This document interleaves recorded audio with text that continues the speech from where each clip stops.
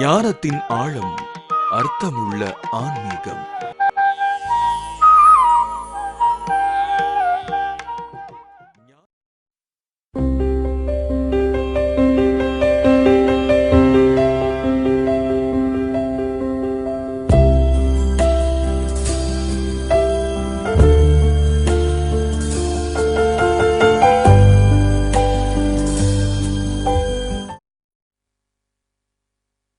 அருநெல்லி பார்த்தோம். அந்த அரிநெல்லி அப்படின்னு அதை சொல்லுவாங்க. அது இன்னும் சின்னதாக இருக்கும். அருநெல்லின்றது செந்நெல்லி இந்த மாதிரி வகைகளை சொல்கிறது. செந்நெல்லி கொஞ்சம் பெருசாக இப்போ நம்ம இந்த அறநெல்லி பார்த்துருப்பீங்க இல்லையா, அந்த அரிநெல்லி, அறநெல்லியில் அரிநெல்லி அதை பார்த்துருப்பீங்க. அது எல்லாம் கொத்து கொத்தாக எல்லா இடத்துங்களையும் வளரக்கூடியது, புளிப்பு நிறைந்த இனிப்பு சுவை உடையது. அது கொத்து கொத்தாக தொங்கும், நல்லா குழந்தைங்க விளையாடுறத நம்ம சொன்னோம். அந்த பழத்தை போலேயே இருக்கும், பெருசு பெருசாக இருக்கும்.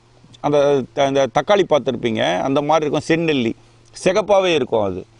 அது பொதுவாக மலைக்காடுகளில் தான் அது விளையுது. இந்த பக்கம் வரல இன்னும். அது வளர்ந்து வச்சா ஒன்றும் பிரச்சனை இருக்காது. அதனால் நம்ம செவுறு பிளந்து வீட்டுக்குள்ள மரங்க பாஞ்சிருமோன்ற பயம் நமக்கு தேவையில்லை.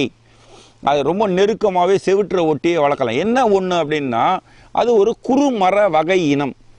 ஒரு 20 அடி 15 அடிக்கு மேலே அந்த மரம் வளர்றது இல்லை. அது கொஞ்சம் சைடில் வளரும், நிழல் கம்மியாக இருக்கும்.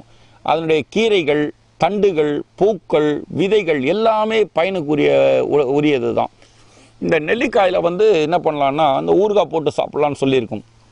சும்மா எண்ணெய் ஊற்றி வதக்குனாலே கொஞ்சம் மிளகாத்தூள், உப்பு இதெல்லாம் பெருங்காயத்தூள்லாம் போட்டு நல்லா எண்ணெயில் வதக்குனீங்கனால தனியாக பிரிஞ்சிடும். அதை குழந்தைங்களுக்கு தயிர் சேர்த்து சாப்பிடும்போது அந்த ஊறுகாயை கொடுத்தா ஒரு அருமையான ஒரு உணவு.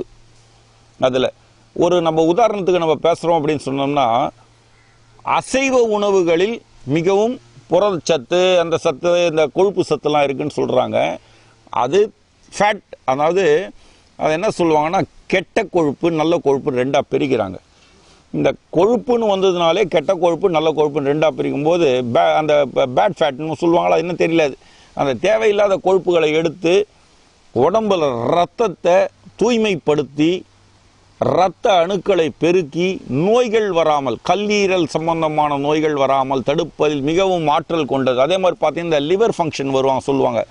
அந்த லிவர்லேருந்து கெட்டு போச்சுன்னு சொன்னால் மஞ்சளாக ஒரு விதமான நீர் சுரந்து உடம்பு பூரா பரவ ஆரம்பிச்சிடும். அது ஹெப்படைட்டிஸ் பி அப்படின்ற ஒரு வைரஸ்னு சொல்லி இவங்க சொல்கிறாங்க. 18 வகையான காமாலைகளில் உயிர் கொல்லும் காமாலை. அந்த காமால நோயை அடிப்படையிலேருந்தே தடுக்கிறதுக்கு இந்த அரிநெல்லி ஒரு அற்புதமான ஒரு வரப்பிரசாதம் அப்படின்றது தான் இங்கே இருக்கிற ஒரு சமாச்சாரம்.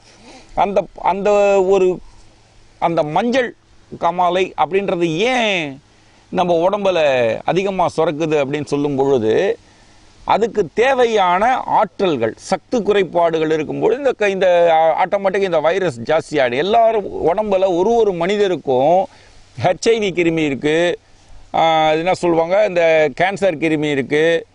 எல்லா விதமான நோய்களின் இருப்பிடம், நோய் கிருமிகளின் இருப்பிடம் இந்த தேகம். அந்த நோய் கிருமிகளின் இருப்பிடம் வளரக்கூடாத அதுக்கு மேற்கொண்ட இந்த மூலிகைகளை தொடர்ந்து பயன்படுத்தும் போது தேவையற்ற நோய் கிருமிகள் விலக ஆரம்பிச்சிடும் அல்லது கட்டுக்குள் இருக்கக்கூடியதாக இருக்கும். அதனால் இந்த அரிநெல்லி வகையை மட்டும் தொடர்ந்து பல வகைகளில் பயன்படுத்தலாம். அதே மாதிரி இந்த காட்டு நெல்லின்னு சொல்லக்கூடியது சிறுகவும் இறுக்கமாக இருக்கும், புளியம் இலை போல் இருக்கும். இந்த நெல்லி இலை கொஞ்சம் பெருசாக இருக்கும். செந்நெல்லி அப்படின்னு சொல்லக்கூடியதில் அந்த ஒரு மாதிரி ரோஸ் கலரில் இருக்கும். இதில் கருநெல்லி, அதுக்கு கரும்பூலாம் அப்படின்னு சொல்லக்கூடியது குண்டு குண்டாக நெல்லிக்காய் மாதிரியே குண்டு குண்டாக இருக்கும், கருப்பாக பழுக்கும். அதை நம்ம ஏற்கனவே பார்த்து இருக்கோம். இருந்தாலும் தொடர்ந்து சில விஷயங்களை மண்டையில் போட்டுகிட்டே இருந்தால் தான் நமக்கு அந்த ஞாபகங்கள் வருன்றதுக்காக திருப்பி ரிப்பீட்டடாக பேசுகிறோம். வேறு ஒன்றும் கிடையாது. இது போர் அடிக்கிறதுக்கு ஒன்றும் இல்லை. ரிப்பீட்டடுன்றது என்னென்னா, ஒரு விஷயம் திரும்பி நம்ம காதில் விழும்போது அது மேலே ஆழமான ஒரு பிடிப்பு வருன்றதுக்காக தான் நம்ம சொல்கிறோம். சரிங்களா? இப்போ கூட நியூமராலஜி படி உங்கள் பேரை ஒரு நாளைக்கு 100 முறை எழுதிட்டே வாங்க. இப்போ ஒரு கந்தன்னு ஒரு பேர் வச்சிருக்கீங்கன்னா கந்தேஷ்னு பேர் வச்சிங்க, கந்தேஷ் எழுதிட்டே வாங்க. அப்போ தான் உங்களுக்கு மைண்டில் ரெக்கார்ட் ஆகுன்ற மாதிரி இது. அதுக்காக தொடர்ந்து ரிப்பீட்டடாக சொல்கிறேன், வேறு ஒன்றும் நமக்கு இல்லை. அந்த கருநெல்லி என்று சொல்லக்கூடிய பூலாம், கரும்பூலாம் பழத்துக்கு கருநெல்லின்னு பேர். அதை தேங்காயுடைய கண்ணை எடுத்து முற்றிய தேங்காயுடைய கண்ணை எடுத்துட்டு அதில் பேக்கப் பண்ணி சில வகையான மூலிகை அதை சொல்கிறேன் அப்புறமா போட்டுட்டு நல்லா கொஞ்சம் இதமான அந்த அடுப்பு எரியிற சூட்டில் வச்சு எடுத்து அதை ஒரு காலத்தில் அகில் சாந்து அப்படின்னு சொல்லக்கூடிய ஒரு விஷயத்துக்கு பயன்படுத்துவாங்க. இந்த மீசையெல்லாம் கருத்து போயிடும், வெளுத்து போனவங்களே கருப்பாக்கிறதுக்கு அந்த அகில் சாந்தில் சபேத் மிஸ்ரி இந்த மாதிரி சில விஷயங்கள் எல்லாம் நம்ம பேசலாம் அப்புறமா.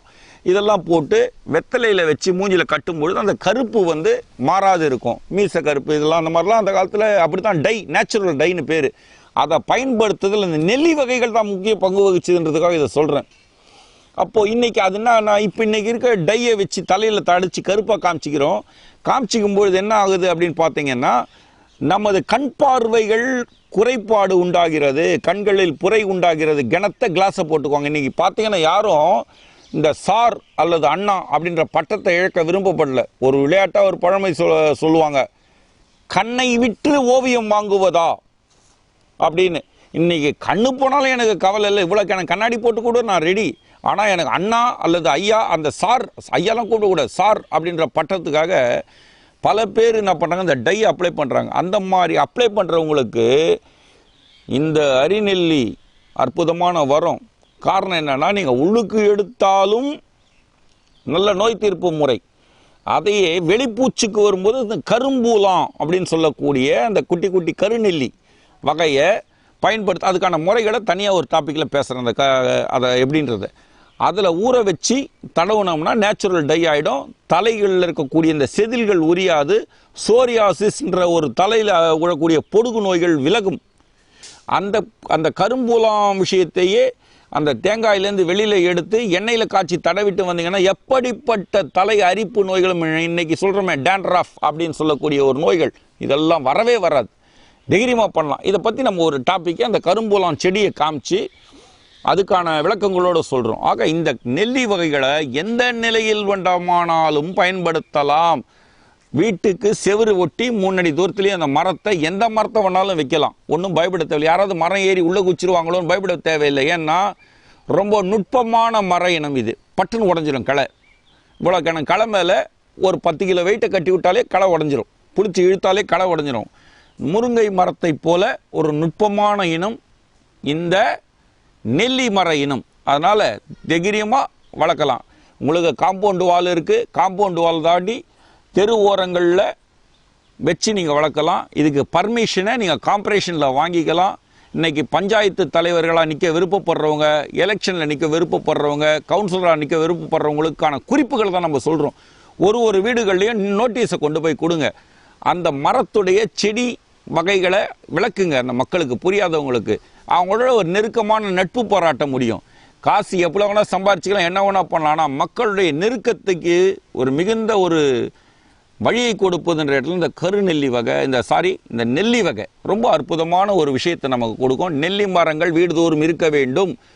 ஒரு தெருவுடைய அகலம், ஒரு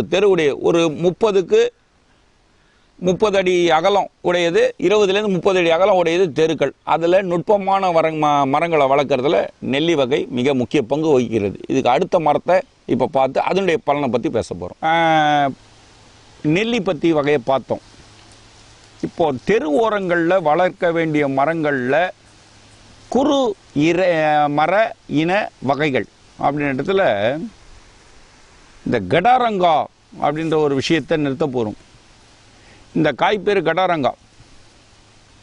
இன்னைக்கு பார்த்தீங்கன்னா இது தெருக்களில் வளர்க்க வேண்டிய ஒரு மூலிகை இனம். நம்ம பின்னாடி இருக்கிறது கூட பார்த்தீங்கன்னா இதெல்லாம் கடாரங்கா மரம் தான். இந்த மரம் பார்த்தீங்கன்னா ஒரு 15 அடிக்கு மேலாம் வளராது. இதில் பார்த்தீங்கன்னாலே தெரியும்.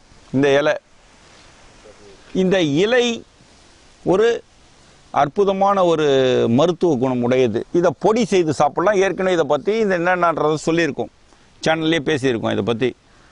இந்த மரத்துடைய தன்மைகள் மிக உறுதியான இனம். ஆனால் அந்த மரத்தில் ஏறி கீழெல்லாம் ஏறவே முடியாது உங்களால். பயங்கரமான முட்கள் நிறைந்தது. அந்த முட்களை வளர்க்கும் போதே களக்கழிப்பு திட்டம். சின்ன வயசு செடியை வளர்க்கும் போது சைடு களையை கழிச்சு வந்தீங்கன்னா கொஞ்சம் நெடுத்து வளர்ந்து ஒரு 10 அடி உயரத்தில் நம்ம வச்சோம்னா அந்த காய்களை கொடுக்கக்கூடியது. சொல்லுவாங்க இல்லையா, முட்கள் நிறைந்த பலாப்பழம் சுவை மிகுந்ததுன்னு.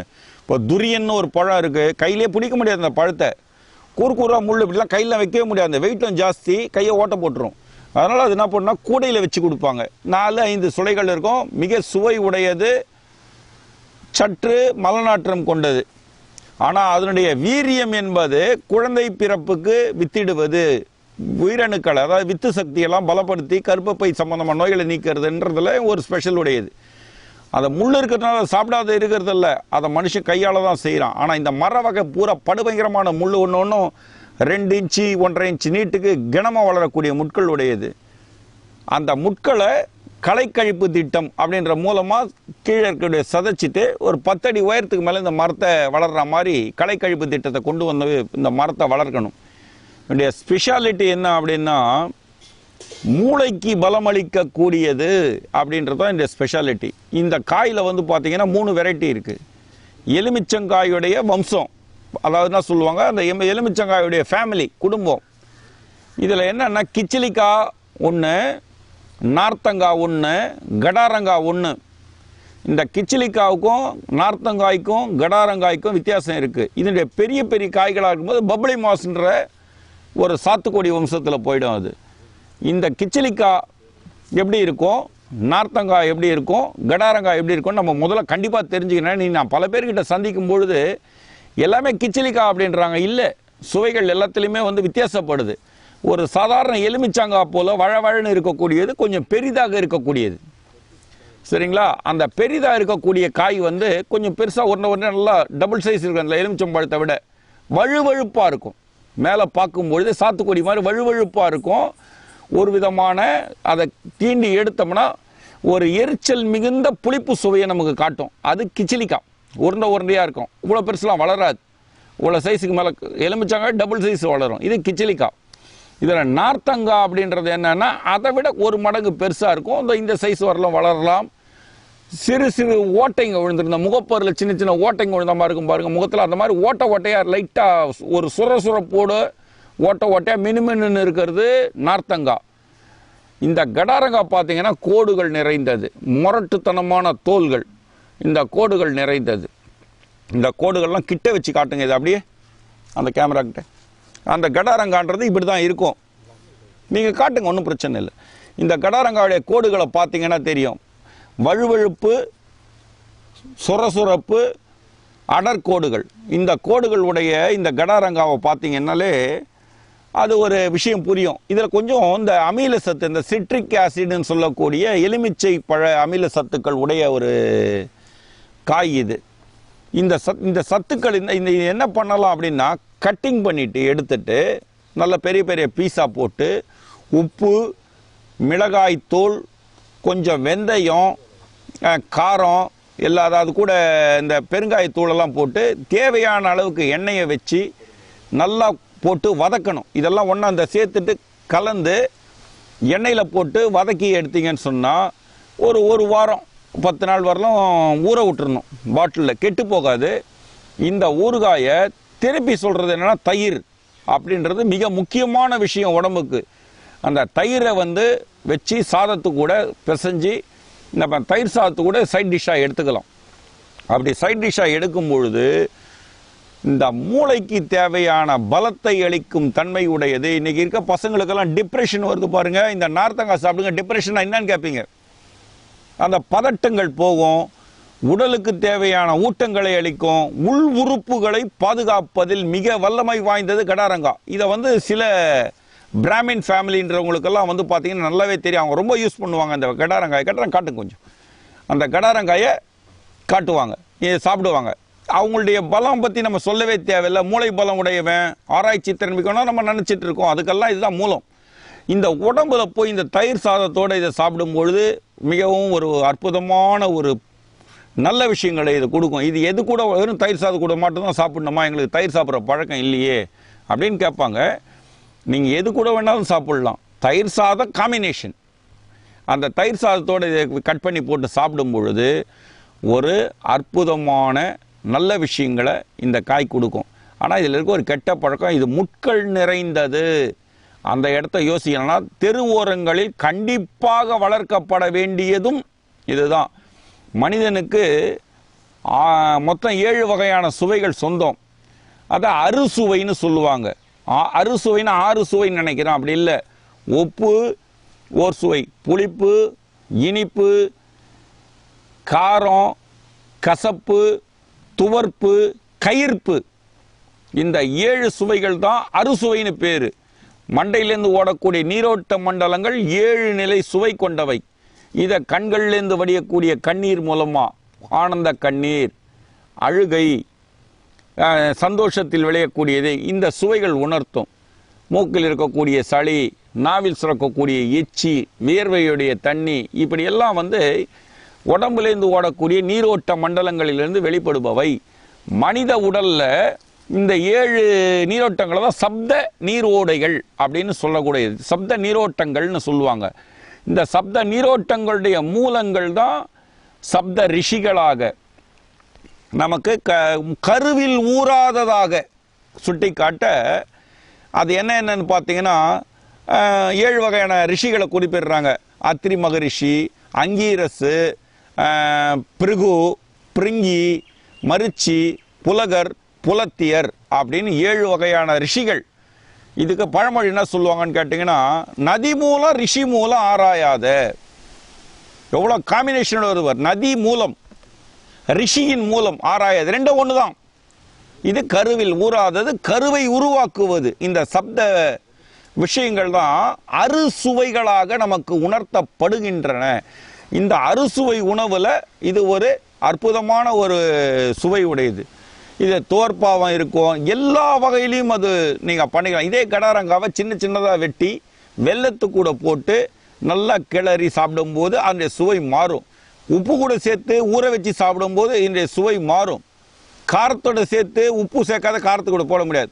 வச்சு எடுக்கும்போது அதனுடைய சுவை மாறும். மஞ்சளோடு சேர்த்து உப்பு போட்டு செய்யும்போது அதனுடைய சுவை மாறும் இல்லையா? இப்போ ஒரு சுவைகள்லையும் நீங்கள் கசப்போடு இதை சேர்த்து பாருங்கள், இது தனிச்சு நிற்கும். இந்த வேப்பிலை கசப்பு இருக்கு இல்லைங்களா, அந்த வேப்பிலை கசப்போட தயிர் அதெல்லாம் கொட்டி இந்த வருஷத்துக்கு ஒரு தரம் இந்த வேப்பம்பூவெல்லாம் போட்டு இந்த விஷு அந்த மாதிரி பண்டிகையில் பண்ணுவாங்க. இந்த சுவைகள் 7 நிலைகளை கொண்ட பொருட்களை சேர்த்து அறுசுவையாக அழித்து அன்னைக்காவது பாடியில் ஒரு நல்ல விஷயம் நடக்கட்டும்ன்றதுக்காக செய்யறது. அப்போது இந்த எந்த பொருள் கூட சேர்க்குறீங்களோ இது அதில் தனிச்சு நிற்கும். ஏன்னா இதுக்கு எல்லாத்துக்குமே மூலமானது. அப்போ இந்த சிறுமூளையுடைய இயக்கங்கள் பாதிப்படையும் அப்படின்னு சொன்னால் மனிதன் தன்னிலை இழந்த தடுமாறுவான். தைரியம் போயிடும், பயம் வந்துடும். இந்த தைரியம் போனவனுக்கு எது இருந்தாலும் பயன் இல்லாதவன். ஒரு விளையாட்டாக பழமொழி, ஒரு கதை ஒன்று சொல்லுவாங்க. ஒரு பெரிய பணக்காரரை மிக செல்வம் மிக்கவர் மகாலட்சுமி கேட்டாங்களாம், நான் உன்னை விட்டு போயிடுறேன்னாங்களாம். போ அப்படின்ட்டான். சந்தான லட்சுமி கேட்டாங்களாம், கிளம்பு, போயாச்சு.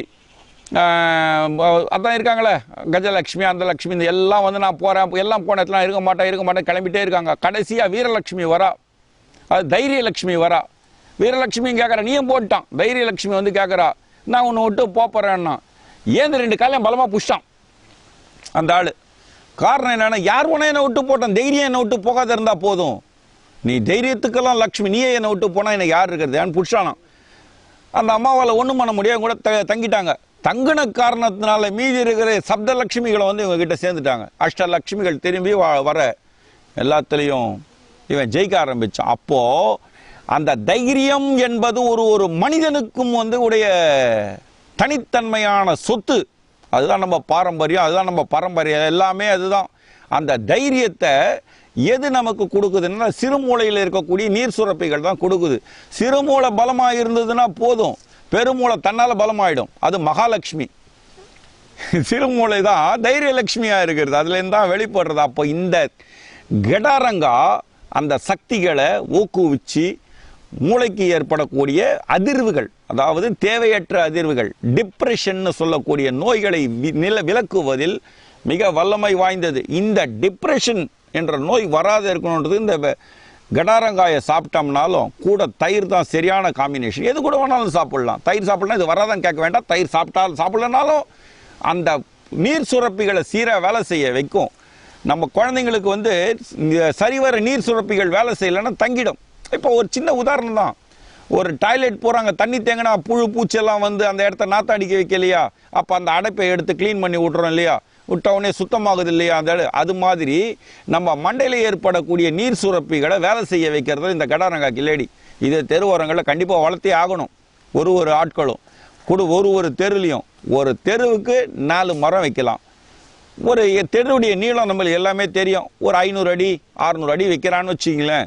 500 அடித்தில் ஒரு 10 அடிக்கு ஒரு மரம் ஒரு வீட்டு வாசல்லையும் ஓரமாக அந்த மரங்களை வைக்கும்பொழுது என்ன பண்ணணும்னா இந்த மரங்கள் வந்து 15 அடிக்கு மேலே உள்ள வேர் போகாது, செவறுகளை சத்தியமாக புழக்காது, பலத்தை கொடுக்கும், உங்களுக்கு சிறந்த உணவாகவும் மாறும். உங்களுடைய பூவை வேணுமா எடுத்து வச்சு இடித்து பொடி சேர்த்து சாப்பிடுங்க.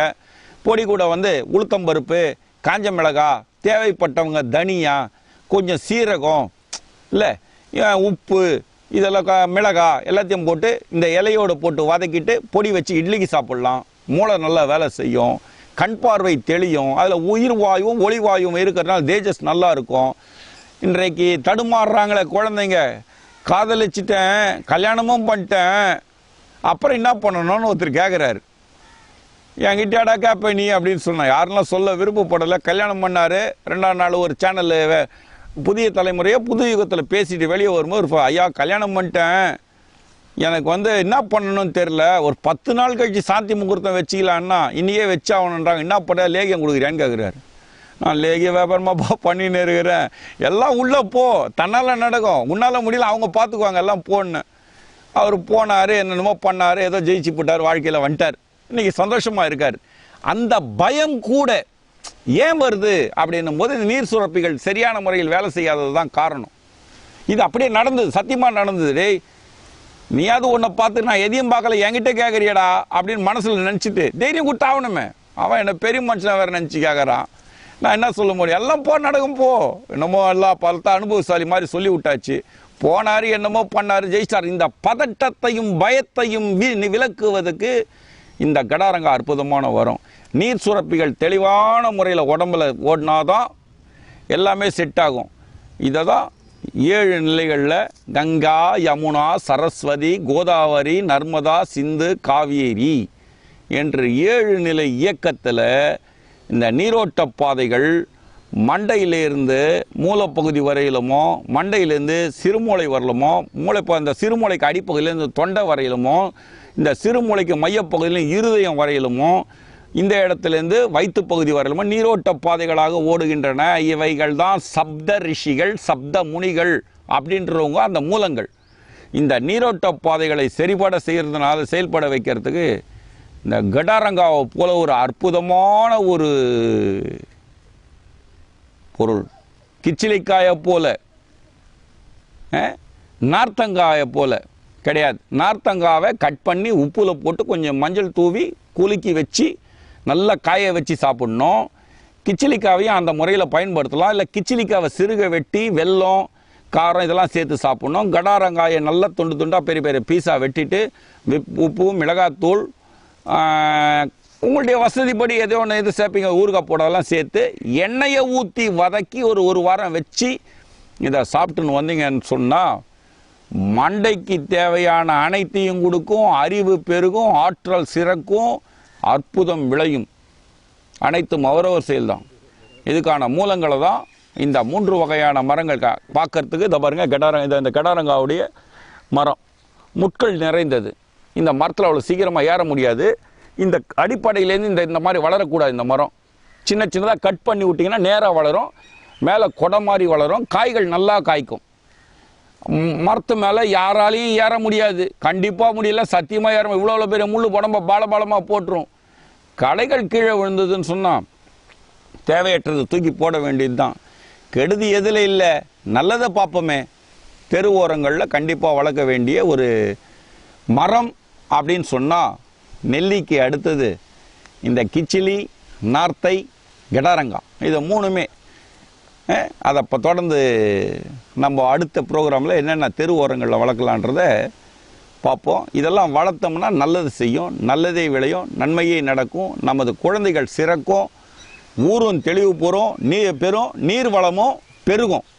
மரத்துக்கு கீழே 20 அடி ஆழத்து வரலும் இந்த இந்த இந்த நார்த்தங்காய் மரம் தண்ணீரை சேகரித்து வச்சுக்கும். குறைஞ்சபட்சம்னு சொன்னால் கூட ஒரு 300 லிட்டர் தண்ணி ஒரு மரம் சேகரிக்கும். பூமியுடைய நீர்வளத்தில் நம்ம ஓட்டை போட்டு நிலத்தடி நீர் சேகரிப்பு திட்டம் அப்படின்னு ஒன்று பைப்பு கொடுத்துட்டு இருக்கிறத விட நிழலுக்கு நிழலாகும், உணவுக்கு உணவாகும், நீர் சேகரிப்பில் மூலமாகும், எல்லாமே நமக்கு கிடைக்கும். இதெல்லாம் வச்சு நமக்கு தேவையான அளவுக்கு நம்ம பயன்படுத்திக்கணும். நான் ரெடி, நீங்கள் ரெடியா அப்படின்னு இந்த மரங்க பேசுது. நம்ம தான் ரெடி ஆகணும். அது ரெடியாக இருக்குது. நன்றி, வணக்கம்.